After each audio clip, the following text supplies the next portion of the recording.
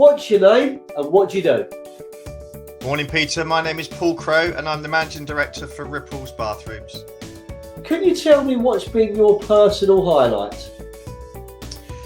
Well, I guess, Peter, it took a bit of time to come through, but seeing how everybody responded, and I include myself in that and my own team and our franchisees, but I mean generally the industry responded well. We've chatted a few times and you've seen it yourself, and I think the suppliers, the people who work for those, it's been very human. It's been a very human year in that sense, and we forget that sometimes. And I've taken that not only as a highlight, but actually something that we should all try and carry on a little bit with. And it's a nice asset that the industry should be proud of.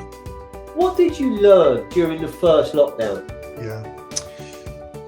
Well, I don't mind admitting, Peter, I think I said it to you before, that at the beginning, you're standing at the edge of a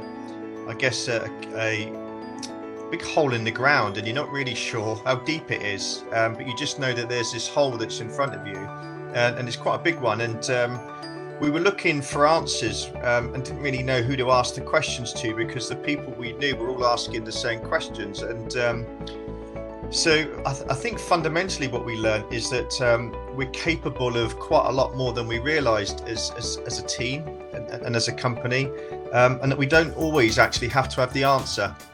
And that I like to have the answer. I like to problem solve and know all of the pieces line up. And if they don't, that's when I'm probably either floundering or working even harder, because I just like things to just make sense. And it's actually okay when they don't. And the evidence of that really is that, of course, none of us knew what was happening and when. We didn't know furlough was kicking in when it did, etc. But you find a way, and that gives you a lot of confidence. And I don't think anybody was too nervous coming into the last lockdown. Not because it's not problematic, it disrupts everybody's business, it damages finances, there's no pretending.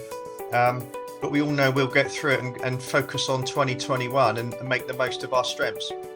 What are you doing at the moment to support those around you during lockdown 2.0? Well, it'll be an odd answer perhaps, Peter, but we don't need to do a lot for the reasons that I've said. They're very self-sufficient, our franchisees.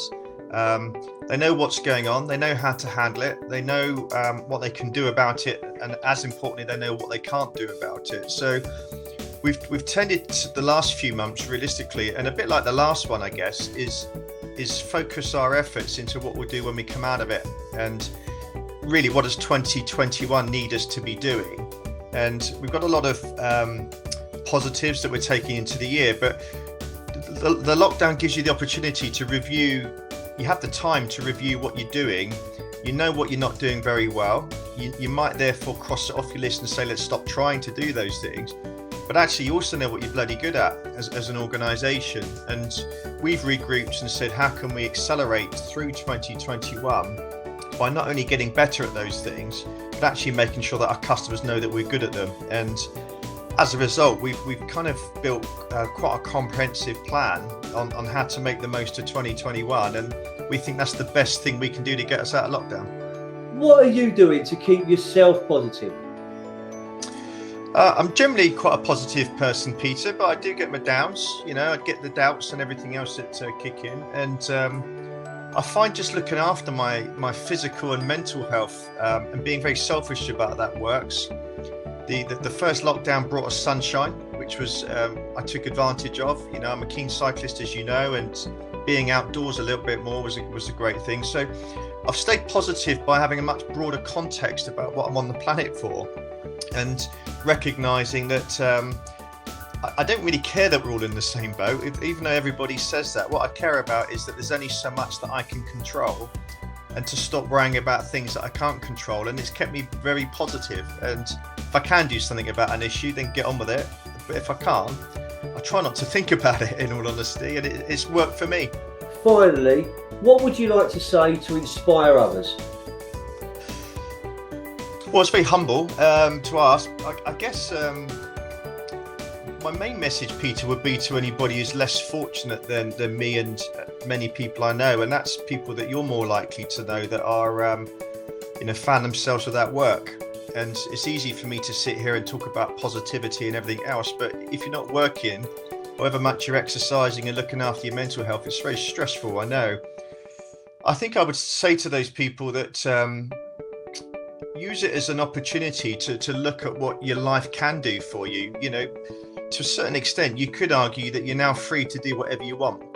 And if that means to completely change career, start a business, to take your hobby and make it, you know, some money out of it, whatever it is, but use it as an opportunity and stay positive, because we've just recruited new people, we've opened new showrooms, and there's always opportunities out there. They're just not always there today, but they might be there tomorrow. So I'd only say to people, yeah, just as easy as it is, just stay positive and get yourself known and be yourself.